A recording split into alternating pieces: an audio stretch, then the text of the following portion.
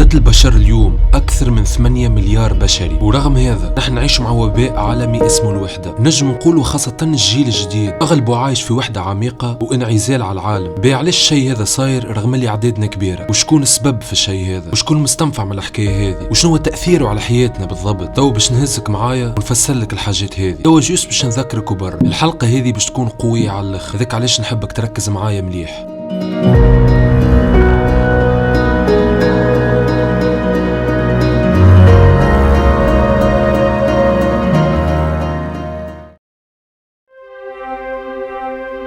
وتوا خلينا ندخلوا في دوامة الوحدة. الفصل الأول، شنية هي الوحدة؟ تو نحب نقول لك اللي أنت تنجم تكون عندك الوحدة من غير ما يكون عندك إدراك حتى بالموضوع. هذاك علاش أنا ديما نحكي اللي الإدراك أقوى من الذكاء، خاطر ذكائك وقوتك ومهاراتك كاملة ماهيش باش تفيدك إذا كنت ماكش مدرك بالوجود متاع عدوك في المقام الأول. باهي تو خليني نوضح لك حاجة. الوحدة مش معناها أنك تكون وحدك، نجم تكون دايرة بيك برشا عباد ورغم هذا تحس بوحدة عميقة، وبالحق أنك تحس روحك وحيد بين الناس أصعب برشا من أنك تكون وحيد وحدك. وتو باش توضح الصورة أكثر خليني نهزك معايا في رحلة قصيرة ونفسر لك أكثر من مؤشر إذا كان عندك واحد منهم عارف راك تعاني من الوحدة. أول مؤشر هو أنك تحس بفراغ دائم بغض النظر على المشاعر اللي كنت تحس فيها، سواء غش، حزن، ولا حتى من سعادة وحماس. أنت بكل بساطة وليت ما عادش تحس شيء، يعني باختصار وليت كأنك عبد من غير مشاعر. ثاني مؤشر، ما تنجمش تتحكم في مشاعرك. كيما حكينا تنجم تكون عبد ماكش حاسس بحد شيء، اما وقت اللي تحس بنوع من انواع المشاعر باش تلقى روحك ماكش قادر انك تتحكم فيها، وبعدها باش تحزن على الاخر وتنجم تولي تبكي من غير سبب واضح، باش تولي تتنرفز على الناس اللي دايره بيك لاتفه الاسباب، حتى انت بيدك ماكش تعرف علاش انت منرفز. ثالث مؤشر هو انك تحس روحك مختلف على الاخر على العباد، سواء اهلك ولا اصحابك. تحس اللي ما فما حتى واحد يفهمك، ما فما حتى حد اللي بيك، ما فما حتى واحد تنجم تحكي له اي فكره في مخك وينجم يفهمك ويفهم كلامك. رابع مؤشر، تولي تسأل روحك حاجات عمرك ما خممت فيهم قبل. يعني مثلا تولي تسأل روحك شنو هو المعنى من الحياة؟ نحن كبشر علاش تخلقنا أصلا؟ وشنو باش نستفادوا من الدنيا إذا كان في الآخر باش نموت؟ خامس مؤشر هو انك ديما تعب، ما عندكش طاقة باش تعمل حتى حاجة، ما عندكش نفس باش تجاوب على مساجات صحابك، ما عندكش الطاقة اللازمة باش تقرا ولا تخدم ولا تخرج تقضي حاجة للدار، ما تحب تحكي مع حد. المؤشر السادس هو انك تضيع وقتك بشكل كبير، في الغالب تقعد بالسوايع وسوايع على السوشيال ميديا، سكرولي في الفيديوهات على التيك توك، تقعد تلعب سوايع وسوايع، تبقى تتفرج في افلام ومسلسلات انت اصلا ما همش عاجبينك، والشيء هذا بس يزيد يعمق مشكلتك. سابع واخر مؤشر هو انك تولي ما عادش لاهي بروحك، يمكن ما عادش تحك سنيك، ما عادش تمشي للحجام وتحجم شعرك، وليت تتعدى عليك ايامات ما تدوشش، وليت ما عادش تنظم بيتك حتى. توا شوف، نورمالمو بعد اللي حكيته انت توا تعرف روحك تعاني من الوحدة ولا، وهذا علاش لازم اني نفسر لك ولا نوضح لك نقطة مهمة الكل عبد قاعد يسمع فيا. ينجم يكون كلامي معقد شوية اما باش نوصل لك الفكرة، وهذا وعد مني ليك. الفصل الثاني، كذبة الأمراض النفسية ودخول الشعوذة في الطب. الأمراض النفسية ديما نسمعوا بها ونعرفوا، حتى اللي فما طبيب نفسي نجموا نمشيوله وهو يشخص الحالة متاعنا ويرد حالتنا أحسن. تو نحب نوضح لك ونصدق معلومة، اللي الطب النفسي هو كذبة، ويا ليت تسمعني للآخر بعد خلي مخك هو اللي يحكم. الكلنا نعرفوا اللي فما دجالين يعملوا رواحهم شيوخ روحانيين ويحطوا قدامهم بخور ويبداو يعقبوا فيها على الناس ويستغلوهم، سواء يستغلوهم من الناحية المالية أو لا يستغلوا نساء فيهم من الناحية الجسدية. أما لا غالب التوا فما عباد مازلت تتعدى عليها الخداع هذه، والخداعة هذه تتعدى على الناس لزوز أسباب. أول حاجة على خاطر الناس يائسة، وقت اللي توصل الناس لمرحلة اليأس وتتعب وتولي معاش تنجم، باش تولي تحب على أي حل لمشاكلها، باش تولي تجرب أي حاجة ممكنة باش توصل للحل. والسبب الثاني هو تخبيط المتحيلين هذوما تحت جلباب الدين، رغم اللي ما عندهم حتى علاقة بالدين، جوست خاطر يسميوا رواحهم شيوخة. الناس في بالهم اليوم عندهم علاقة بالدين، أما خليني نقول لك اللي الشيء هذا بعيد على الحقيقة، على خاطر بالحق ما فماش حاجة اسمها شيخ في الدين، على خاطر الشيخ في اللغة العربية معناها الرجل العجوز، أما فما ناس عالمة بالدين وهذم هما أهل الذكر اللي ربي ذكرهم في القرآن الكريم، اللي يعطيونا العلم بالأدلة. واللي نحب نوصله لك أنه الطب النفسي يتبع نفس الثنية متاع الدجل، أما هو يتستر بالطب على خاطر اللي تعمل فيه الكل أنك تمشي لعبد وتقعد تحكي له مشاكلك وهو يسمع فيك حتى لين ترتاح، وبعدها يحكي معك شوية، أما أغلب الحديث أنت هو اللي تقول فيه، وبعدها يعطيك مخدر. هما يحكيه المخدرات هذه هي دواء ومهدئات باش تخليك تتحسن، أما أنا نقول لك لك اللي هو مجرد تجميل الاسم، خاطر هي في الحقيقة مخدر اللي كنتي باش خليوك ترجع مرة ومرتين وثلاثة. وزين ودرا قداش من مخدر آخر في عالمنا الحديث، مثلا كيما الشراب ولا عبارة على مشروبات روحية وكحول زادة، رغم اللي فما فرق كبير بين الكول والشراب، خاطر الشراب هو زناسة وكي تشربه يردك سكران أو ولا مثمول، أما الكول هي مادة طاهرة يستعملوها باش يعقموا بها الجروح ويستعملوها في العمليات، وبالحق شربها ينجم يوصل يقتلك. ونفس الشيء الشذوذ الجنسي بأنواعه، وقلة الحياة وانعدام الأخلاق ولا حرية، والتدين ولا تعصب. المهم نتصور أنك فهمتش معناها تجميل الأسماء. هذاك علاش خلينا نرجع للطب النفسي. أنا إنسان متعمق في الطبيعة البشرية، وذاك علاش ديما نستنتج اللي أغلب الأمراض النفسية وأهمها الاكتئاب ترجع لسبب واحد أكهو، وهو أنه العبد يحس روحه ماهوش مهم في المجتمع، خاطر نحن في طبيعتنا كبشر كلنا نسعاو باش نكونوا مهمين، سواء كان الهدف متاعك تشري كهرباء أو ولا تولي رئيس أو ولا تكون مصدر سعادة للناس. الكلها أهداف إذا كنت عمقت بالتفكير فيها تتلقى السعي الكل عليهم جوست باش نكونوا مهمين، خاطر كان مجافة ما بشر بيناتنا عمرنا ما نحطوا الأهداف هذه في المقام الأول، حتى نوصل نحسوا أهميتنا عند الناس لازم نكونوا اون كونتاكت معاهم. وهذا علاش أساس كل العلاقات والحضارات البشرية من بداية الخلق حتى تكشي للحظة هذه هو التواصل والاتصال مع بعضنا. الزبدة نحن كبشر كائنات اجتماعية، ما تخلقناش في الدنيا هذه باش نقعدوا وحدنا، أما كيجيو يركزوا اللي مشكلتك هي اكتئاب أو الاضطرابات بتاع قلق أو رهاب اجتماعي باش تنسى سبب مشكلتك الأساسي واللي هو الوحدة متاعك وانعزالك على الناس.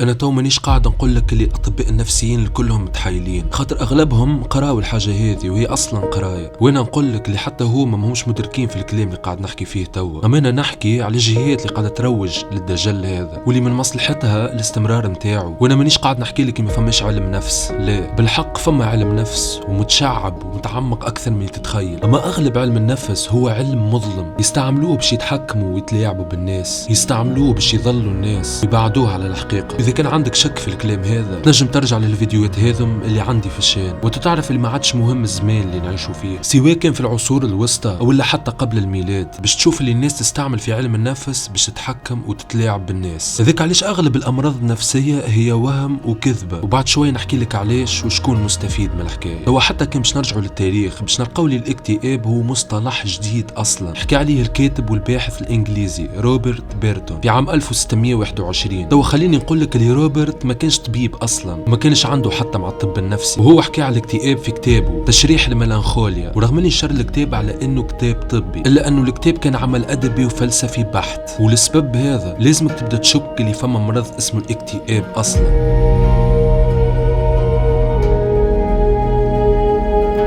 الفصل الثالث: كيف تسحب إلى دوامة الوحدة. الاكتئاب يتكون من شوية حزن وبرشا فراغ اللي يتكون من الوحدة. أما إذا كان حاربنا الاكتئاب في عوض ما نحاربوا الوحدة نكون تقول واحد يحارب في الدخان واللي هو خارج من داره المحروقة. هذاك علاش توا فهمنا اللي الوحدة هي السبب متاع المشاكل النفسية رغم اللي ما نسمعوش بها كما الاكتئاب والرهاب الاجتماعي. هذاك علاش باش نحاول نفهمك كيفاش يحبوا يخليوا الجيل الجديد وحيد ومنعزل على العالم وهكا تسهل السيطرة عليهم. وتوا نحبك تركز معايا خاطر الأمور باش تبدا تولي كحلة، تمشي معايا في طريق وباش تسمع حاجات يمكن أول مرة تسمعها. الجيل الجديد يعاني من مشكلة كبيرة ياسر واللي هي التليفون، بالتحديد السوشيال ميديا. وقت اللي انت تحل انستغرام وتقعد تشوف الناس، تشوف لي انستغراموز وحياتهم الفارهة، تشوف فلوسهم وكراهبهم، تشوف زينهم وتشوفوا انهم مشهورين، ثقتكم في رواحكم باش تنقص، تنجم حتى تتعدم، وغير هذا باش تولي تعيس في حياتك. هو شوف القناعة باهية، اما انا باش نحكي لك اللي مش معناها انك لازمك ترضى بحياتك، لا بابا ابدا، ديما اسعى انك تكون احسن، اما مع هذا لازمك تكون فرحان بحياتك الحالية حتى قبل ما تبدلها. المهم خلينا نرجعوا لموضوعنا، على خاطر تقعد بالسواع وسواع وانت قاعد على تليفونك كل يوم، او لكن نحكيوها بشكل ادق،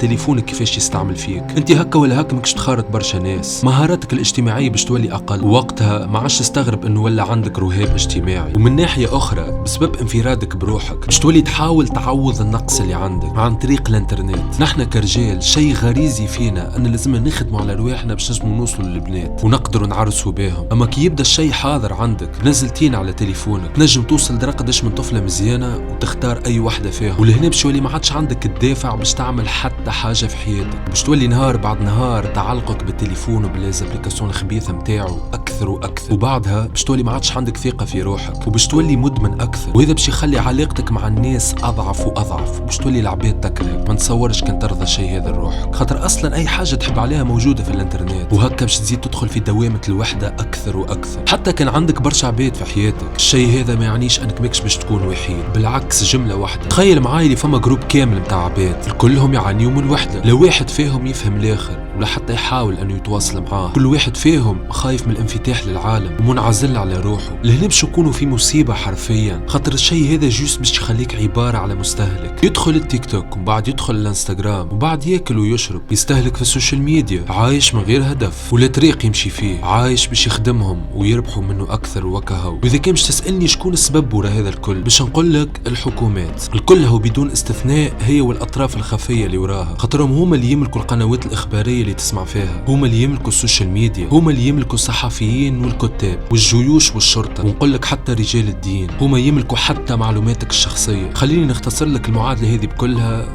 بشكل بسيط. المعاناة من الوحدة هي اللي تساوي الاكتئاب والأمراض النفسية الكل، والأمراض النفسية تساوي مجتمع ضعيف داخليا زائد بشر مستهلكين كهو، والشيء هذا يسوى نفوذ وقوة وأرباح ونفوذ أكثر للحكومات وللعباد اللي وراها. الفصل الرابع، الهروب من دوامة الوحدة. توا شوف يا صاحبي، اذا كنك تعاني من الوحده او ولا حتى ماكش تعاني منها، او باش نعطيك الحل حتى لين تتخلص منها جمله واحده، او ولا على الاقل تتفادى من انك تنسحب في الدوامه هذه، على خاطر صدقني فما عباد قاعده تستغل فيك على خاطرك وحيد. بالحق هي اكثر حاجه فيها مصلحه وربح ليهم، وانا باش ندلك على طريق باش تكون فيه حر بالحق مع اراده حره، مش تتخيل روحك حر وكهو. الحل يتقسم ل4 أجزاء بشكل اساسي، وباش نفسر لك كل جزء فيه، وصدقني اذا كنت طبقت اللي باش نقول لك عليه حياتك باش تتحسن وباش تولي خير ان شاء الله. اول حاجه التكنولوجيا، ما فيش شك انه التكنولوجيا في الظاهر تظهر حاجه باهيه وتسهل علينا برشا خدمه ونتعلموا منها برشا حاجات، اما خساره حتى حد ما يحكي على مظاهر التكنولوجيا اصلا، انك تشد تليفونك كل يوم بالسوايع والسوايع، الشيء هذا باش يحرمك من برشا حاجات باهيه وباش يعطيك برشا حاجات سلبيه. باش نزيد نفسر لك اكثر يا صاحبي، نفترضوا ان انت انسان عادي تستعمل تليفونك 4 سوايع في النهار، وانا متاكد اللي 80% اللي يتفرجوا في الفيديو يستعملوا التليفون اكثر من هكا ببرشا. باهي تو معناها 4 سوايع من نهارك كل يوم يمشيوا للشركات نتاع السوشيال ميديا، قاعدين يربحوا في جرتك، قاعدين يمصولك في دمك حرفيا، خاطر كي تقعد بالسوايع والسوايع وانت قاعد تتصفح في التطبيقات هذه ولا حتى تلعب في لعب، انت بالحق ما استفدت شيء اخر النهار، وبالحق انت ضريت روحك، خاطرك ما عملت حتى مجهود جسدي وانعزلت على العالم لفتره زمنيه كبيره، بحيث مهاراتك الاجتماعيه في عوض ما تزيد باش تنقص. هذاك علاش مش لازم نستغربوا كي نراو حالات الرهاب الاجتماعي والاكتئاب قاعده تزيد نهار بعد نهار. تو بالطبيعه نجم يجيني عبد يقول لي انا نستمتع بالوقت اللي قاعد نعدي فيه على السوشيال ميديا، نحب نقول لك اكيد قاعد تستمتع، كي يخليوك ترجع لهم مره ومرتين وثلاثه يعطيوك دوبامين زائف. وعلى فكره ادمانك على تطبيقات هذه اسوأ من ادمانك على المخدرات. هذاك علاش قاعد نحكي لك اللي الانترنت هي سبب من الاسباب اللي هبطوك في دوامه الوحده. هذاك علاش رد بالك منها، خاطر مش كل شيء شكله باهي ومزيان من برا معناها راهو صاحبك. توا شوف، انا مانيش نوع متاع اليوتيوبر اللي يحكي لك حاجه انت ديجا تعرفها من قبل، كيما انه الاباحيه مضره لعقلك وتنجم تدمرك وغيرها من الكلام، خاطر بالنسبه لي انا من المفترض انه كل عبد عنده عقل يخمم به ويعرف الاباحيه مدمره للعقل وللفطره السليمه. اما صدقني الموضوع اعمق من هكا برشا، وتوا خليني نفسر لك. نحن كرجال من فطرتنا ان نخدموا على رواحنا باش نجموا نتزوجوا ونعملوا عائله نتلهوا بها ونحسوا انه عندنا هدف في الحياه واللي هو تامين مستقبل العائله هذه. اما اذا كان انت تغطس في دوامه الاباحيه باش تفقد الحافز الاساسي انك تخدم على روحك، خاطر اذا كانك نجم تشوف بنات من غير خدمه باش قام عليك تحط الخدمه في المقام الاول، والشيء هذا باش يخليك مدمن على النشوه اللي تاخوها من البنات هذو من الانترنت، وهما اصلا ما يسمعوش بيك في الدنيا موجود ولا، وباش تولي بعد فتره تحس بفراغ كبير على الاخر. واي عبد يعاني من الاباحيه ويسمع فيا باش يعرف اللي كلامي صحيح، باش تحس بفراغ وباش تولي تكره روحك وباش تحس روحك تولي ما عادش حاب تتفرج اكثر، اما فرد وقت ما تنجمش تتخلص منها، باش تولي تحس انه الحاجه الوحيده اللي حاجتك بها هي مشاعر حقيقيه، خاطر بينك وبين روحك تعرف المشاعر هذه مؤقتة ومزيفة. تحب يكون عندك عبد يحبك ويتلهي بيك، اما بكل بساطة انت وحيد، على خاطر الدوامة هذه نحت لك كل مهاراتك الاجتماعية وحرمتك انك تخدم على روحك وخليتك مدمن على حاجات مش حقيقية اصلا، انسان وحيد.